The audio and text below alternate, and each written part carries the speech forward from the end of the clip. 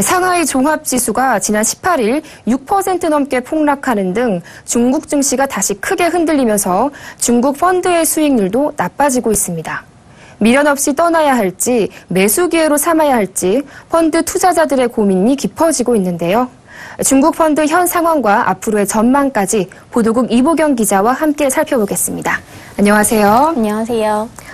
네, 중국 증시 심상치가 않습니다, 지금. 또 이에 따라서 중국 펀드의 손실도 막대하다죠. 네, 그렇습니다.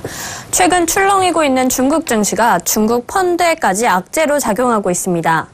상하이 종합지수는 지난 6월 12일 고점을 기록한 이후 어제까지 26.56% 하락했는데요. 이 때문에 중국 본토 주식형 펀드의 3개월 수익률은 마이너스 8.68%를 기록했습니다. 74개 중국 펀드 중 3개월 수익률이 플러스를 기록한 것은 7개에 불과했습니다.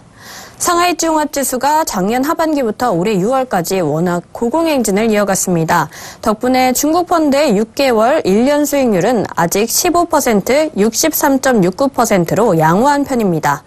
그러나 6월부터 지수가 내리막길을 걸으면서 앞서 벌어놓은 수익을 계속 뱉어내고 있는 형국입니다.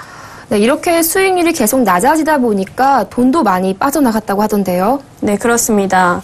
다수의 투자자들이 이미 펀드 환매에 나선 상태입니다. 중국 본토 주식형 펀드는 지난 1월에서 4월 총 9,159억 원의 자금이 순유입됐는데요. 5월부터 자금 이탈이 시작됐습니다.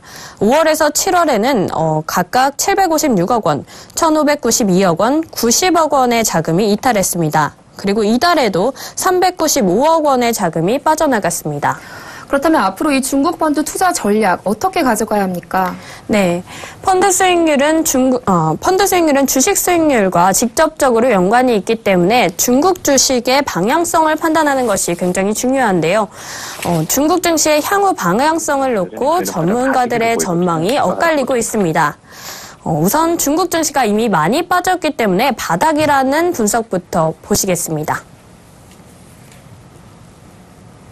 중국도 일단 변동성이 크긴 하지만 여전히 저희는 바닥 다지기로 보이거든요. 추가 하락보다는. 이번 주말에 중국 부양책도 나올 거예요. 아마 강력한 구조조정과 지준율 인하 같은 이런 쪽으로. 아마 중국 대외 리스크가 좀 안정을 되찾을 거고. 네, 반면에 중국 증시 변동성 확대가 예상이 되기 때문에 유의해야 한다는 의견도 있습니다. 전반적으로 놓고 보면 경기 회복세가 굉장히 더디게 진행이 되면서 결국은 어닝이 안 나올 수 있는 상황이거든요. 중국 주식시장 같은 경우는 변동성이 커질 수밖에 없다라고 생각을 하고 있고요. 그런 차원에서 본다면 중국 주식시장의 급등락은 당분간 좀 더 지속될 가능성이 높지 않나 이렇게 판단을 하고 있습니다. 네, 중국 펀드의 현재 상황과 향후 전망까지 보도국 이보경 기자와 함께했습니다. 오늘 말씀 잘 들었습니다. 고맙습니다. 고맙습니다.